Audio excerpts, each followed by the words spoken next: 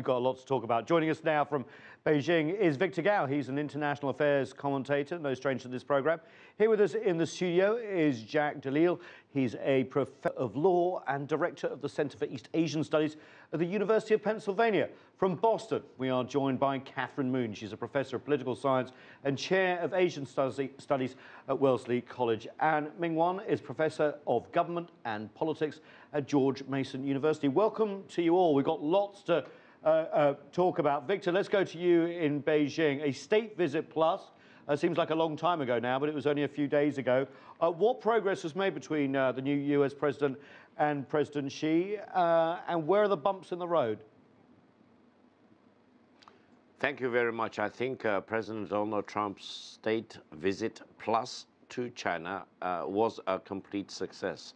First of all, the mutual understanding between President Donald Trump of the United States and President Xi Jinping of China has been further improved, and China managed to give President Donald Trump a very interesting perspective of its culture, of its history, of its eagerness to improve relations with the United States, and also by signing up all these deals with a total amount of $250 billion and more.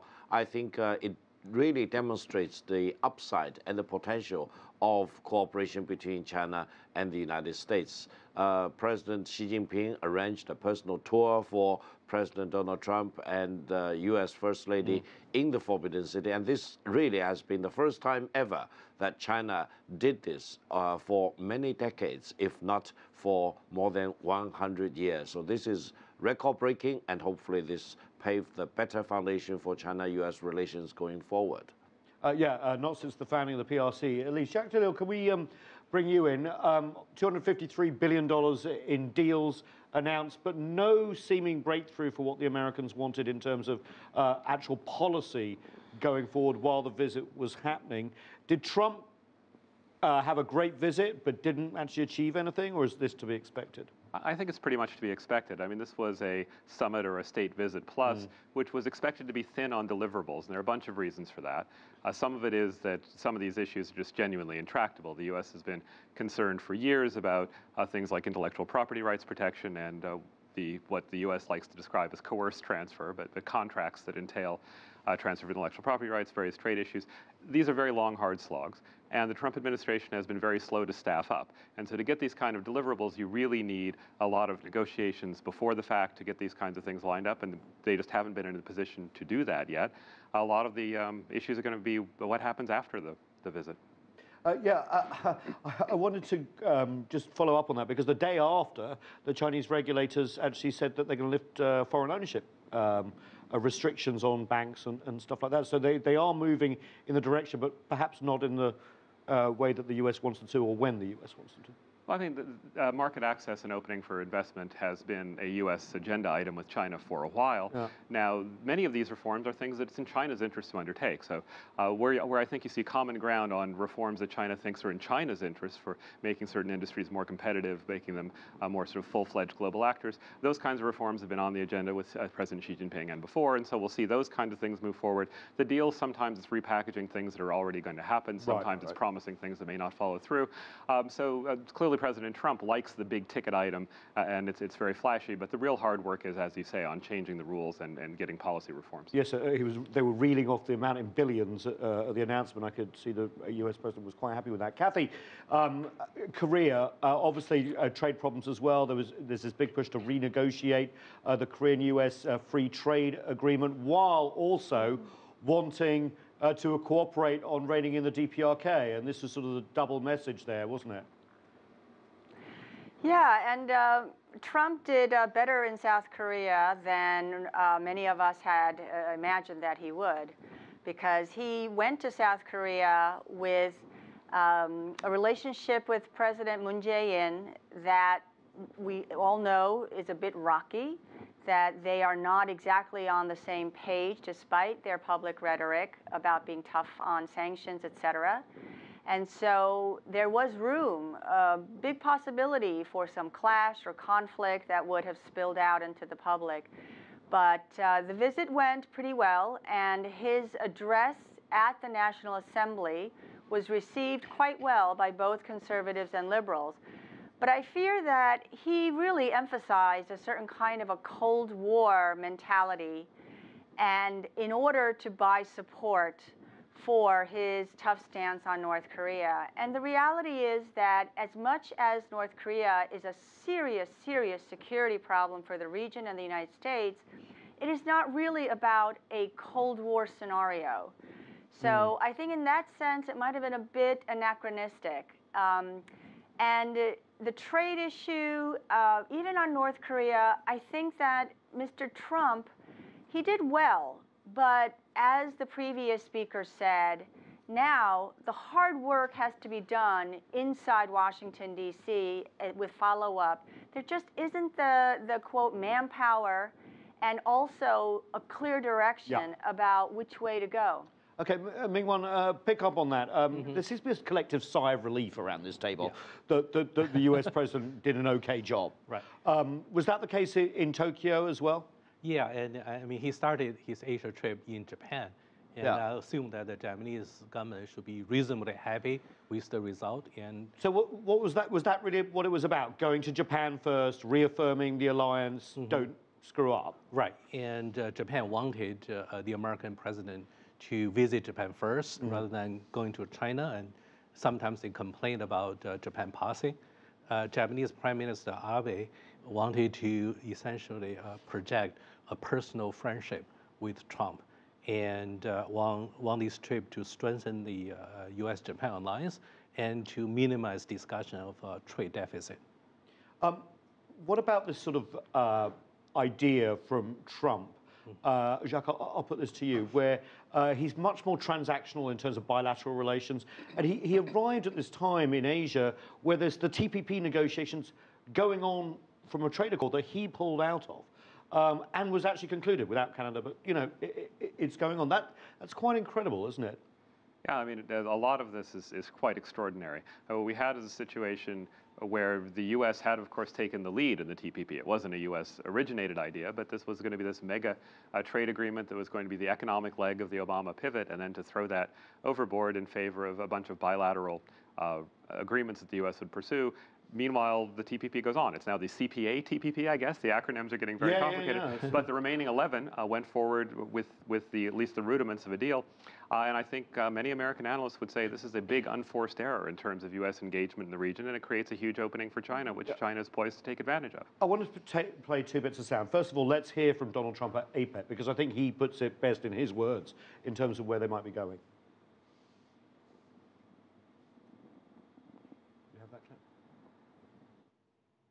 I will make bilateral trade agreements with any Indo-Pacific nation that wants to be our partner and that will abide by the principles of fair and reciprocal trade. What we will no longer do is enter into large agreements that tie our hands, surrender our sovereignty, and make meaningful enforcement practically impossible. Okay, now let's just compare that before I go to Victor with Chinese President Xi Jinping at the same event.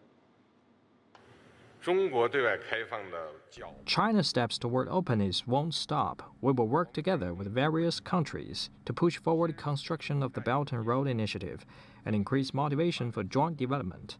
We will implement policies for high-quality liberalization of trade and investment.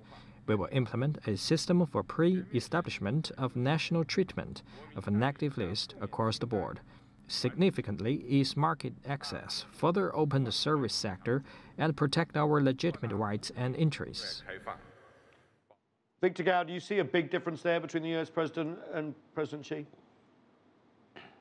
Absolutely. I think the difference cannot be greater between what President Xi Jinping of China said and what President Donald Trump of the United States said. And I think the world, or the rest of the world, all the APEC member states and people in the APEC region and in the rest of the world now have a choice. Either they go to what China now proposes, which is a more integrated world, more globalization, more win-win situation, common destiny of mankind, more connectivity between countries, among countries, a more multilateral approach to solve international trade programs, or what President Donald Trump has proposed. That is America first, America above the rest of the world, and a more protectionist, less globalization, or breaking up a globalized multilateral framework of trade, etc. And I think the choice will be very clear for many countries in the world, because people want to have more trade, people want to have less restrictions of trade, and people want to have free movement of goods, services, capital, and people around, rather than the world being fragmented into smaller pieces. I think globalization is the megatrend. No one can resist that. And if you resist that, you bring harm and damage to your own people, and eventually you'll emerge out of that as a smaller nation, weaker nation, less effective as a leader on the global stage. Okay, so that's economics. Ming-Wan, I want to go to you about geostrategy, because actually this term Indo-Pacific was brought up in that clip that we played of Trump, and there's this revival of this idea that's about 10 years old of sort of free and open democratic Indo-Pacific with India, Australia, Japan, and the US. Is this you know, a lot of people have talked about a containment of China again. Right. China kind of responded a little bit nervously this week. Right. Japanese Prime Minister Abe certainly advocated this idea, and his idea is to bring India into a coalition based on democratic values. And he has softened it a little bit. The Japanese government has softened it recently, saying that you know, China can be included, but it has to be based on the liberal sort of democratic order. And in essence, you know, Japanese essentially feel that in order to counter China's growing power, and they need more countries, basically the United States, Australia, India, and Japan. President Trump mentioned that in Japan, and I'm sure the Japanese government should be happy, even though Trump hasn't really given any substance. But this would be the sort of opening Japan will welcome. Katharine, I'll come to you in a minute, but Jacques, can you pick up on that? Do you think that do you think this is a particular reaction to anything, or something that has been sort of accepted by the US because of Tokyo wanting to be part of the trip? I think there's an attempt within the Trump administration to find something to define a broader approach to Asia. And so clearly the Obama pivot, the rebalancing, is not something they want to embrace. And so the question is what to do with it. And I think India has been a focus of U.S. relations. It sort of broadens the frame a little bit. But if you look at the three goals that they articulated for this trip, it was dealing with North Korea, dealing with trade, and this free and open Indo-Pacific concept. And really the third of those, although in some ways the most strategically significant perhaps, really got short shrift compared to the other two on the trip. You mean the DPRK? Yes. Yeah, I want to pick up on the DPRK. Let's go back to Boston. Katharine, I'm just going to play you this of Donald Trump on the DPRK. Every single step the North Korean regime takes toward more weapons is a step it takes into greater and greater danger.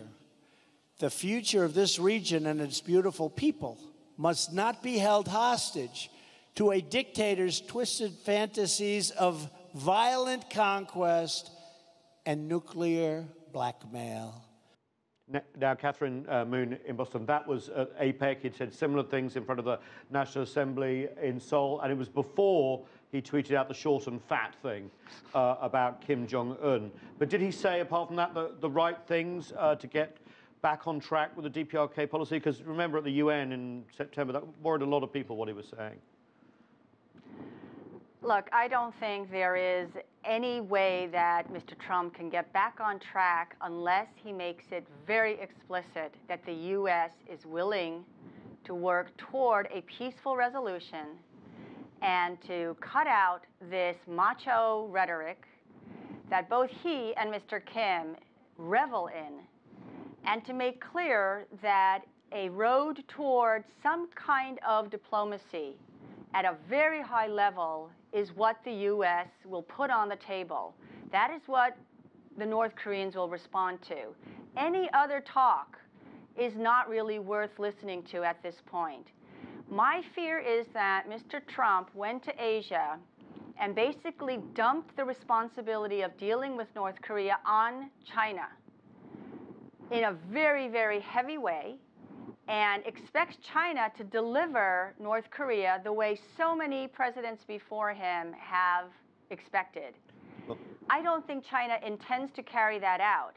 And so my fear is that Mr. Trump will be disappointed. He will blame China. The relations between him and Mr. Xi will get worse at some point, and that will give him the so-called justification to take a more serious military approach. Also, I think that the world has to be very careful. The U.S. president is very, very happy to blame other countries about the problems within the United States, but Americans have to be very smart that we need to fix our own problems among ourselves. We need to join the 21st century the way that many of the Asian countries began to do and strategically plan for way ahead of us. And if we don't want to fall behind, I think what Mr. Gao said is absolutely right. There is no way to go backwards to this America First notion. Every country in the world will benefit more by being connected to one another. And I'm afraid that Mr. Trump is going to put America in a worse situation. Victor, I want you to follow up on the DPRK, because Katharine was basically saying that the US has tried to make this China's problem during the Trump administration. Has China successfully sort of pushed back on that at the conclusion of this visit? And also at the same time, we saw exercises by the ROK and the US. I think there's 3 aircraft carriers there. That was obviously noticed in the region too. Your opinion on that? Thank you very much. I think the nuclear weapon program of DPRK is deteriorating and escalating, and this causes a major threat to all the countries, including China and including the United States. That's the first point. The second point, I think the ultimate goal should be the same. China wants to achieve complete denuclearization on the Korean Peninsula. The United States also wants to achieve the goal. The difference between China and the United States is how we get to the ultimate goal. China stands for peace and diplomacy and dialogue with the DPRK, and emphasizing the importance of negotiation between DPRK and the United States, whereas the United States seems to have a very mixed and confused signal. Sometimes President Donald Trump emphasized war or complete annihilation of DPRK, for example, and sometimes the State Department, headed by Tillerson, still is talking about peaceful negotiation, etc. So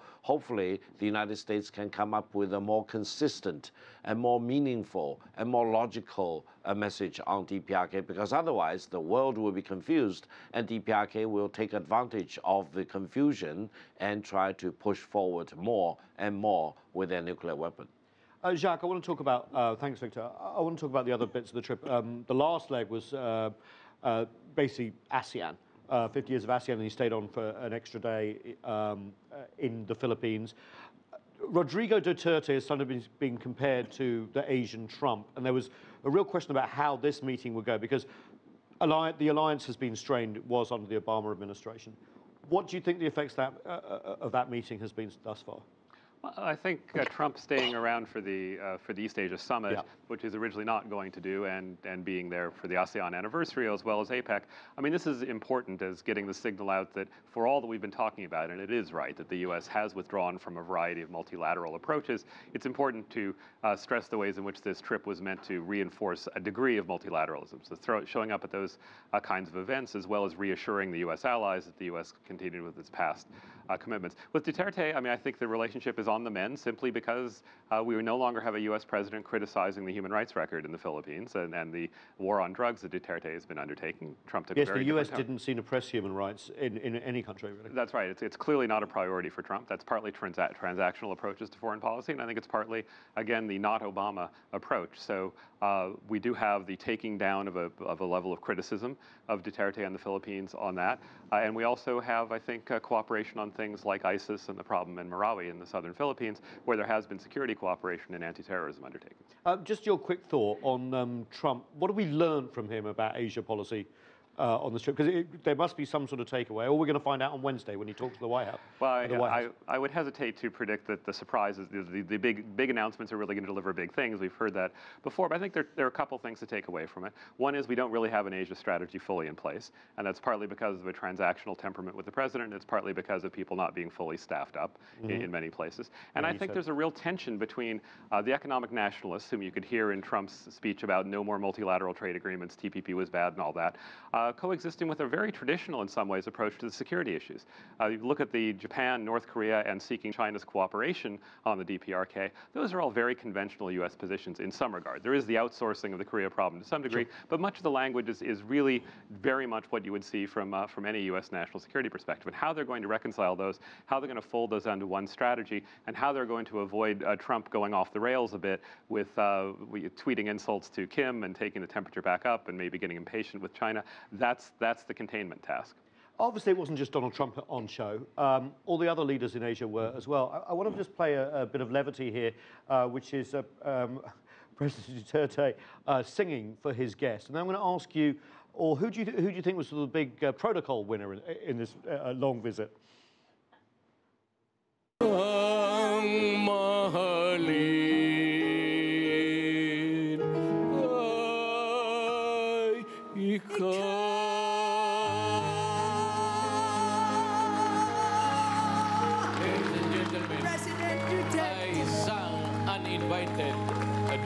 With Ms. Pilita Corrales upon the orders of the Commander-in-Chief of the United States. Well, Catherine, he can hold the tune better than me. Obviously, that was a nice personal moment from President Duterte there. Who do you think shone also on the Asian stage in terms of leadership this week? Because we have seen a lot of leaders. I think most of them did very well, but I have to say that Mr. Trump has been so wowed by the so-called red carpet treatment that he has been talking about, that the Asian nations gave him. And I really hope he's not fooled by this, because a real leader has to understand that the leaders of China, Japan, South Korea, they did their best to, in a way, cajole Mr. Trump to make a child happy, offering lollipops and candy and wonderful shows. But bottom line, Asian leaders have a long-term view about what they want for their own countries and the region, and Mr. Trump does not. Ming, did Trump get played at all? Well, you know, and I think the Asian leaders have learned lesson and watched President Trump's visit to Saudi Arabia and what came out of that. The sword waving and, and lots of gold, yes. Yeah, this is like a non-contact sport, and every country does its routine, starting with Japan. I have to say the China routine seemed to be a little bit better. Final thoughts? I might agree. I mean, I think President Trump clearly likes the big, splashy imperial event, and nobody can pull that off better than China. I would have liked to have seen the Chinese First Lady sing rather than Donald Trump or Duterte. I think we can all agree on that. Thanks so much for such a panel. We'll hear what President Trump says at the White House on Wednesday. That is it for this edition of The Heat. I'm Nathan King in Washington, D.C. Thanks so much for watching.